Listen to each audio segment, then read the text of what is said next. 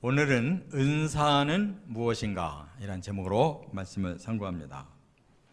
고린도 교회는 은사가 대단히 강했던 교회입니다. 그러나 미숙한 교회였기 때문에 오히려 은사가 많은 부작용을 일으켜서 교회가 흔들릴 정도로 이렇게 문제가 일어났습니다. 우리가 고린도전서 1장부터 지금까지 말씀을 이어오는 가운데 고린도 교회에서 가장 큰 문제는 1장부터 4장까지 나오는 교회 분열의 문제, 분쟁의 문제였고, 거기서부터 시작해서 제가 12가지 문제점들이 쭉 그동안 있었다는 거, 그 해결의 방법을 말씀하고 있었다는 것을 상고했는데, 여기 12장으로 이제 들어오니까 아주 또 하나 큰 문제가 바로 이 은사의 문제였어요. 그래서 은사의 문제는 12장, 13장, 14장까지 이렇게 3장에 걸쳐서 이 은사로 인한 문제를 이렇게 해결하도록 말씀을 주고 있습니다.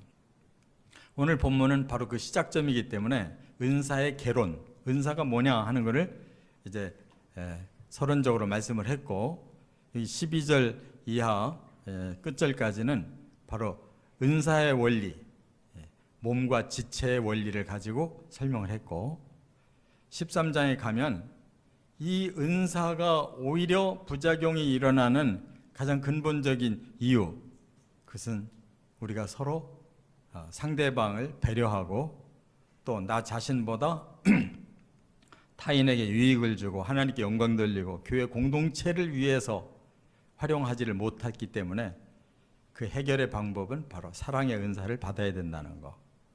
그 다음에 14장으로 넘어가면 여러 은사 중에 제일 그 당시에 심각한 문제가 예언의 은사와 방언의 은사 때문에 많은 부작용이 일어났던 것이거든요.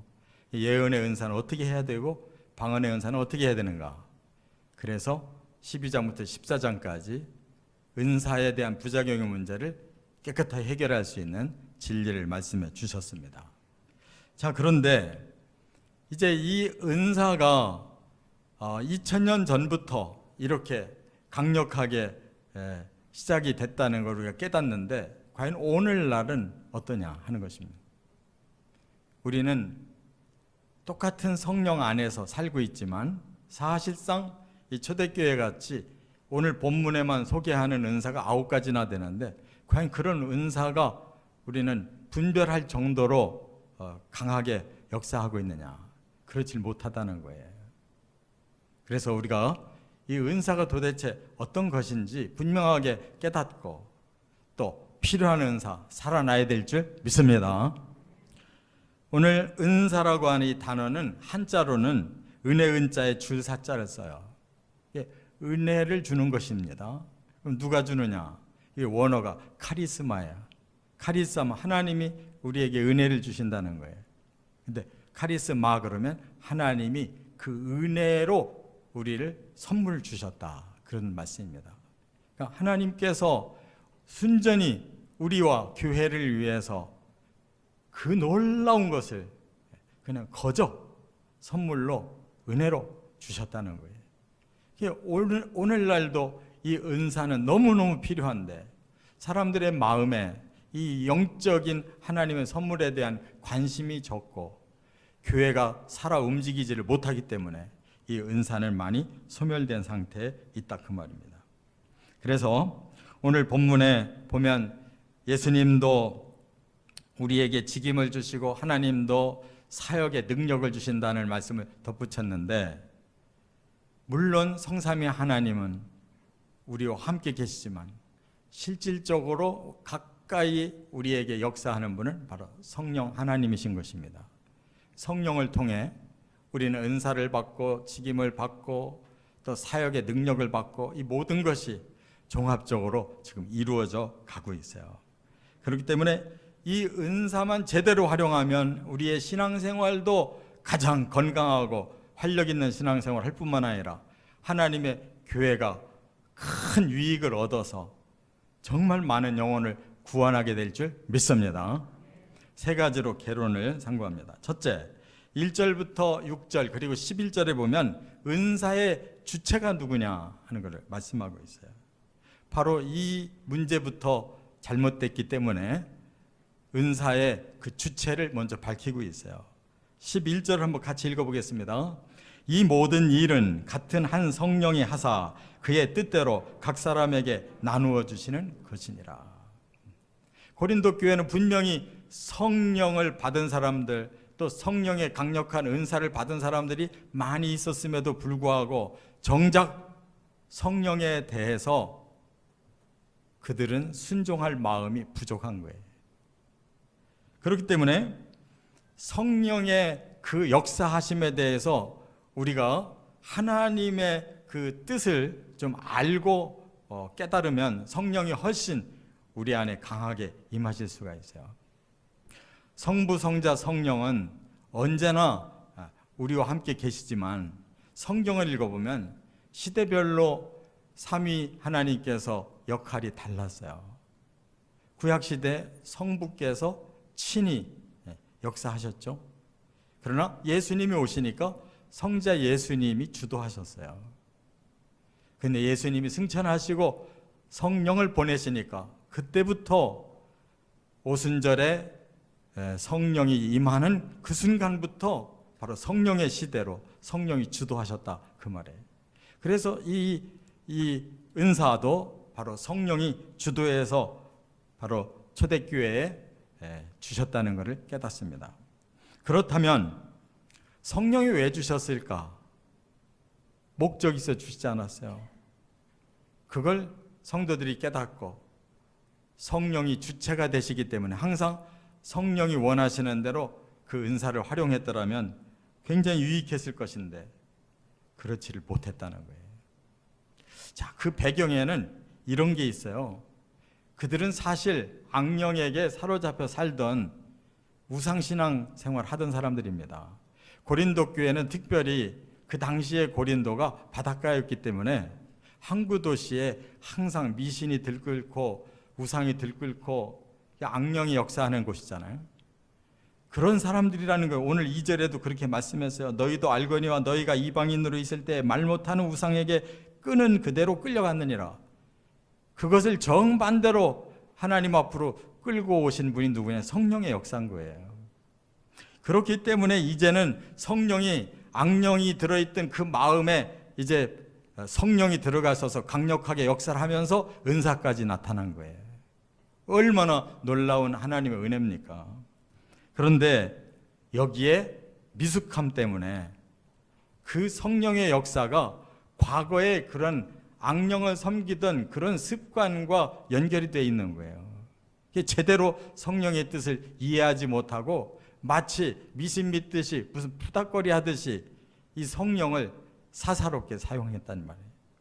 그래서 하나님께서 이 푸뉴마라고 하는 영을 우리에게 주실 때 하나님의 영으로도 주시고 거룩한 영으로도 주시고 또 이렇게 능력의 영으로도 주시고 우리에게는 다양한 성령의 역사로 나타나는데 바로 은사로도 주시는 성령이 바로 그 고린도 교회에 강력하게 임하셨다 그 말입니다.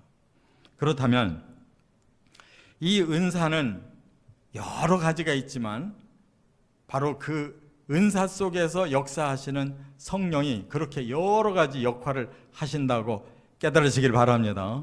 우리가 하는 게 아니에요. 우리를 통해서 성령이 그렇게 다양하게 역사를 하시는 것이에요. 우리는 그 도구가 돼서 그 은사를 잘 사용하기만 하면 되는 것이다. 그런 말입니다. 그렇기 때문에 사도행전에 보면 바로 2장에 성령이 오시면서부터 말씀의 은사가 베드로에게 임하니까 베드로가 하나님의 말씀을 그동안 잘 이해를 못했다가 진리의 성령이 한순간에 다 깨우쳐 주시니까 그 자리에서 일어나서 단 한 번의 캐리그마 복음 설교를 통해서 3,000명이 예수 믿는 사람으로 돌변하잖아요. 이 놀라운 은사가 임한 거예요. 또 3장에 보면 바로 베드로와 요한은 안진뱅이를 즉시 일으키잖아요. 그런 은사들이 폭발적으로 일어났다 그 말이에요. 전부 성령의 뜻에 순종할 때 나타난 줄 믿습니다. 그렇기 때문에 오늘 본문 11절에 보면 성령께서 각 사람에게, 그러니까 은사라는 것은 절대 한쪽으로 기울어지는 게 아닙니다. 모든 성도를 다 사용하고 싶어 하시기 때문에 그 사람들의 기질이나 믿음이나 상황에 따라서 여러 가지 은사를 골고루 나눠주시고, 그들이 그 나누어진 은사로 각각 제대로 성령의 뜻대로만 일하면 협업하듯이 모든 은사가 교회 안에서 합해져서 하나님께 영광 돌리고 교회의 유익이 되고 영혼들이 살아나고 은사 받은 자들이 보람있고 하나님의 능력 가운데 승리하며 살 줄로 믿습니다. 이와 같이 그 은사의 원리, 성령이 주도하신다는 거예요. 여기에 나눠주다라는 단어가 나오잖아요. 성령의 뜻대로 나눠준다. 여기 나눠주다가 디아레오라는 단어인데, 디아라는 단어하고 아이레오라는 단어가 합해진 거예요. 그럼 무슨 뜻이냐? 디아는 뭐뭐로 말미암아 뭐뭐를 통해, 또 아이레오는 취하는 것이다. 그러니까 성령께서 성령을 통해 성령으로 말미암아 우리가 주시면 우리가 그때 취하는 거예요. 내 것이 아니고 내 뜻이 아니에요. 그래서 은사를 받은 분은 생각해 봐야 돼요. 은사가 내게 왜 이런 은사가 있는지. 고린도 교회 성도들은 그걸 몰라가지고 자기가 주체가 돼버린 거예요. 자기 뜻으로, 자기의 능력으로 이렇게 착각을 했기 때문에 이게 부작용이 생기기 시작했다, 그런 말이에요. 그렇기 때문에 우리는 받은 은사를 반드시 활용해야 되는데, 디모데 후서 1장 6절에 보면 사도 바울이 바로 디모데에게 그 은사의 활성화를 지금 명령하고 있어요. 이렇게 말씀했어요. 그러므로 내가 나의 안수함으로 내 속에 있는 하나님의 은사를 다시 부릴 듯하게 하기 위하여 너로 생각하게 하노니.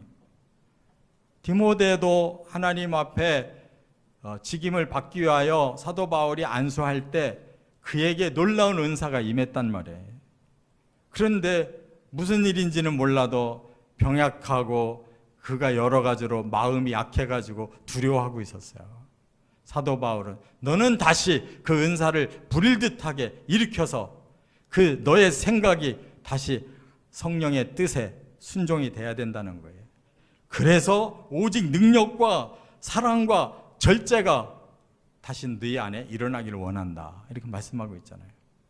저와 여러분도 똑같이 하나님의 능력도, 하나님의 사랑도, 하나님의 절제도 다 우리 안에 다시 역사해서 우리의 은사가 아름답게 활용되기를 바랍니다. 두 번째, 7절에 보면 이제 은사의 목적을 말씀했어요. 왜 성령께서 각양의 성도들에게 은사를 주셨을까? 7절 한번 같이 읽어보겠습니다. 각 사람에게 성령을 나타내심은 유익하게 하려 하심이라. 그러면 제일 중요한 단어가 유익이잖아요. 유익이 뭔가를 알아야 되잖아요. 쉼프헤로라고 그래요. 이것도 두 가지 단어가 합해진 거예요. 쉰이라는 단어와 또 하나는 페로라는 단어가 합해진 거예요. 쉰은 함께고 페로는 결실한다는 뜻이에요. 그러니까 성령께서 우리에게 은사를 주실 때는 성령과 우리가 함께 하나님 앞에 맺어야 될 결실을 하는 것이 바로 성령이 주신 은사의 목적이다, 그 말이에요. 하나님은 항상 우리와 함께 일하기를 원하십니다. 또 은사를 받은 성도는 이 성도와 저 성도가 함께 힘을 합해야 결실이 되는 거예요. 또 교회도 이 교회와 저 교회가 힘을 합해서 은사를 활용해서 교회도 서로 힘을 얻어야 된다, 그 말이에요. 항상 하나님의 방법은 함께예요. 성령이 능력이 없어 우리에게 은사 주시는 게 아니고 함께 하시기 위해서, 함께 열매 맺기 위해서 은사 주셨다는 거. 그래서 우리도 유익하고 하나님께도 영광 돌리고 또 성도 간에도 유익하고 교회 간에도 유익하고 세상과도 유익한 관계를 맺는 것이 하나님의 목적인 줄 믿습니다. 그렇기 때문에 이 성령의 은사가 시작된 교회 시대를 보세요. 사도행전에 보니까 2장부터 시작된 성령의 역사, 그 지역에 구원받아야 될 자들을 다 구원시키고 성령은 어디로 이끌어 가셨어요? 바로 사마리아로 끌고 가셨잖아요. 그 사마리아가 복음화가 되니까 또 그 더 윗지방, 터키 지방으로 또 올라가서 본격적인 해외 선교가 시작되잖아요. 거기에 쓰임받은 사람들이 바로 12 제자들이 쓰임받고 집사들이 쓰임받더니 나중에 철천지 원수 같은 자 사도 바울을 쓰셔서 해외 선교를 또 일으켜 나가시잖아요. 바로 하나님이 그 한 사람 한 사람에게 은사를 주신 것은 그들로 하여금 하나님과 협력해서 하나님 나라를 이루고 또 모든 교회들이 다 예루살렘이나 이방교회나 모두가 다 협력하여 하나의 큰 영적 공동체를 일으키려고 목적하신 줄을 믿습니다. 오늘날의 교회는 너무 개교회로 갈라져 가지고 이웃 교회가 뭘 하는지, 이웃 성도들이 뭘 하는지를 몰라요. 내 교회 신자만 신자지 다른 교회 신자는 남만도 못해.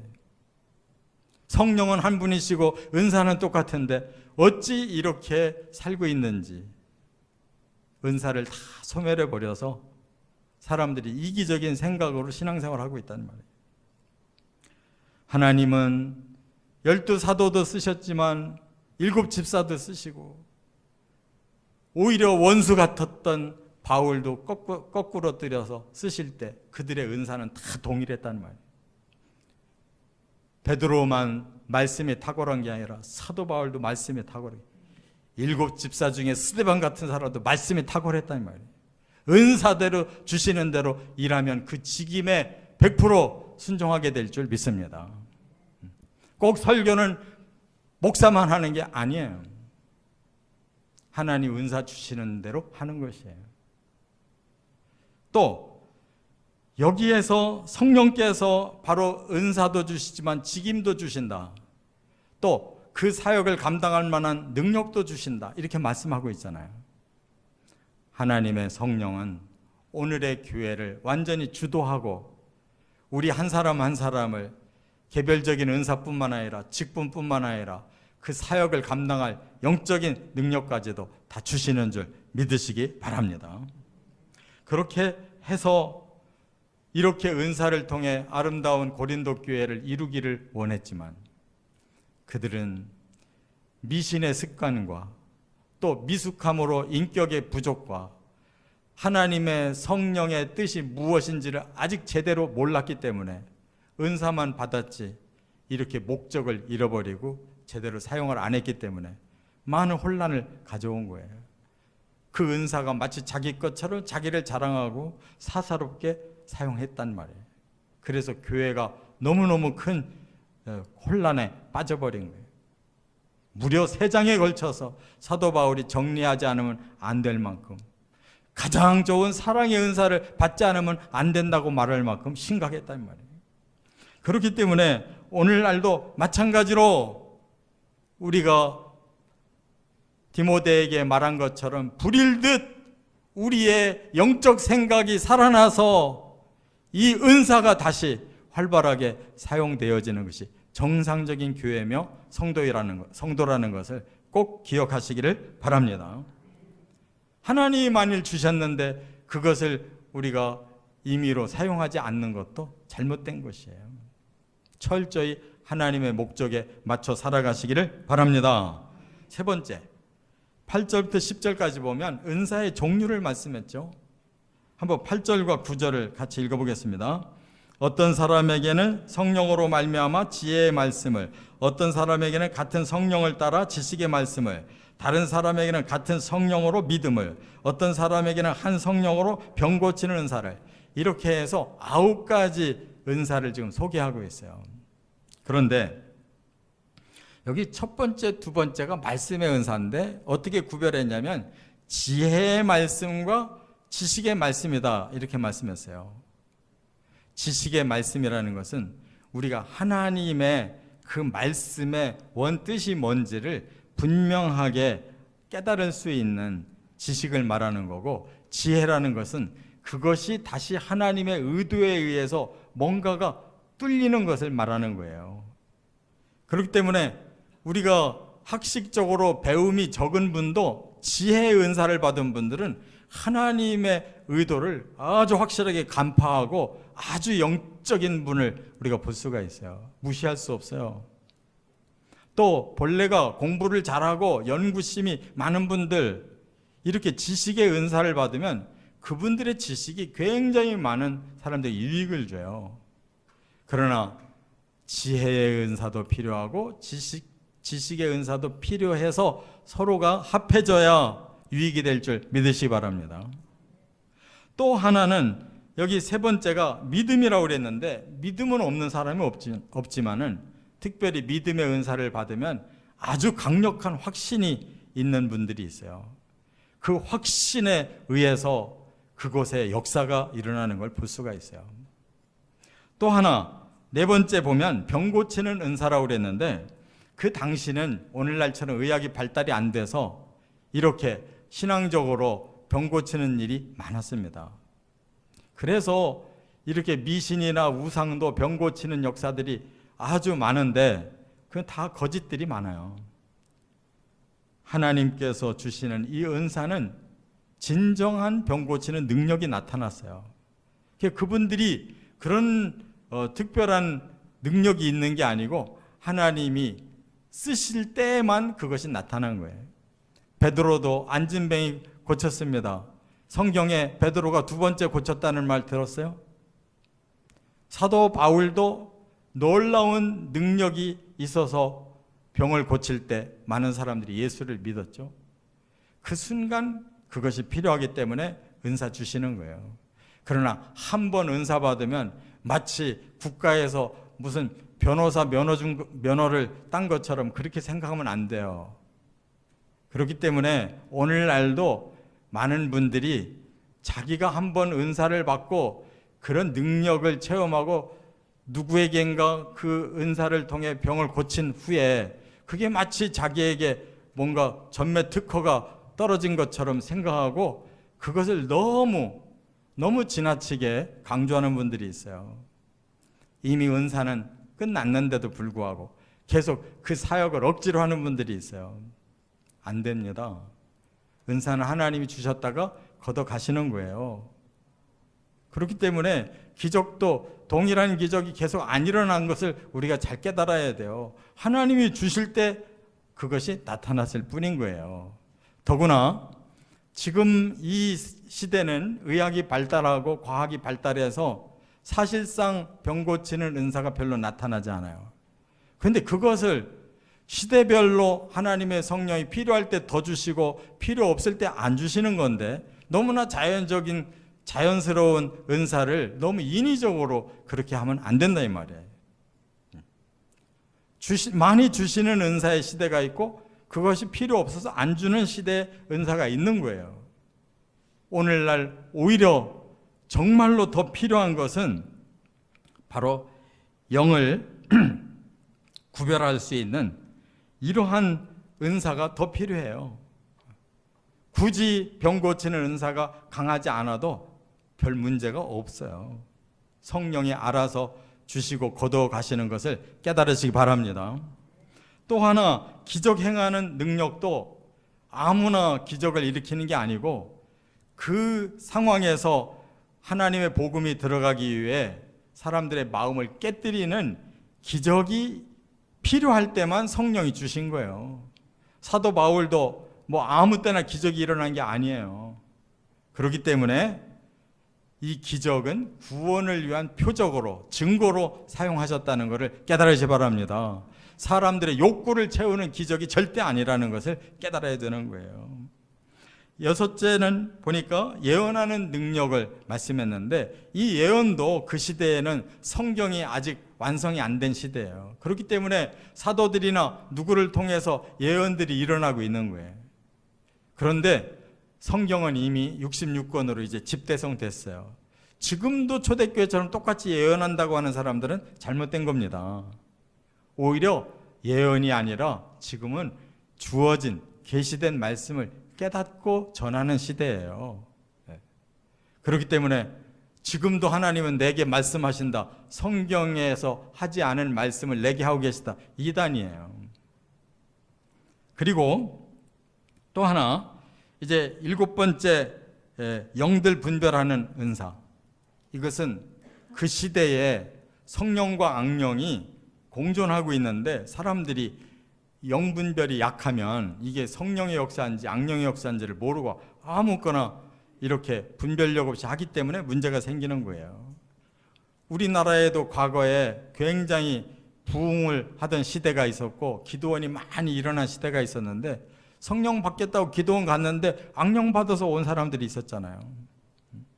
저도 전에 바로 그러한 성도가 교회 안에 있어서 갑자기 뭐 천국이 다 보인다고 그러고 뭐 그 천국이 어떻느냐라고 얘기를 들어보니까 엉터리예요, 엉터리. 천국이 계시록 21장 24장에 분명히 나오잖아요. 어떻게 생겼다고. 엉터리, 사탄 받은 거예요. 이와 같이 은사라고 하는 것은 모든 것이 성령의 그 주도에 달려있고 필요할 때 주시고 필요 없는 시대에는 안 주신다는 것을 인정하시기를 바랍니다. 그렇기 때문에 그 다음 8번째가 방언인데 그 시대에는 방언이 필요하기 때문에 방언을 많이 주셨지만 오늘의 시대에는 방언이 별로 필요치 않아요. 그렇기 때문에 방언을 일부러 연습시켜서 하는 은사는 엉터리예요. 또 방언은 완전히 사라졌다, 없다라고 말하는 것도 성경을 잘못 가르치는 거예요. 필요하시면 지금도 주시는 거예요. 우리나라 같이 복음화가 잘 된 곳은 그런 방언의 역사가 별로 없어요. 그런데 지금도 미전도 종족 중에 바로 방언의 역사가 강하게 일어나는 교회들이 있고 병 고치는 은사가 강하게 일어나는 곳이 있어요. 거기는 성령이 역사하시는 거예요. 우리 마음대로 있다 없다 해서는 안 될 줄로 깨달으시기 바랍니다. 이렇게 하나님께서 이런 은사들을 주시는 것은 꼭 9가지만이 아니에요. 오늘 본문 그 뒤에 28절에 보면 사도요, 교사요, 남 돕는 자요, 다스리는 자요, 이것도 전부 성령이 주신 은사래요. 로마서에 또 12장 6절 이하에 보면 섬기는 은사, 권면하는 은사, 구제하는 은사, 지도하는 은사, 자선하는 은사가 또 있다고 말씀했어요. 그러니까 하나님의 은사는 딱 요거다라고 규정하면 안 돼요. 모든 필요한 것을 다 주시는 하나님이시고 거기에 우리가 어떻게 쓰임을 받느냐가 중요한 거 깨달으시기 바랍니다. 이제 말씀 정리합니다. 중요한 것은 성령이 주도하신다는 거. 중요한 것은 결과가 유익된 그런 결과를 맺게 하신다는 거. 중요한 것은 어떤 종류보다도 성령이 원하시는 대로 주셨다가 거두신다는 거. 그대로 우리는 순종하면 오늘도 우리는 은사가 필요하고 오늘도 은사를 통해 성령은 역사하고 계시는데 우리의 마음을 일방적으로 닫거나 일방적으로 잘못된 생각으로 우리가 풀지 말고 철저히 하나님 중심으로 주의 뜻을 받아들이고 순종하겠다는 결단으로 은사의 신앙생활에 승리하시기를 주의 이름으로 축원합니다.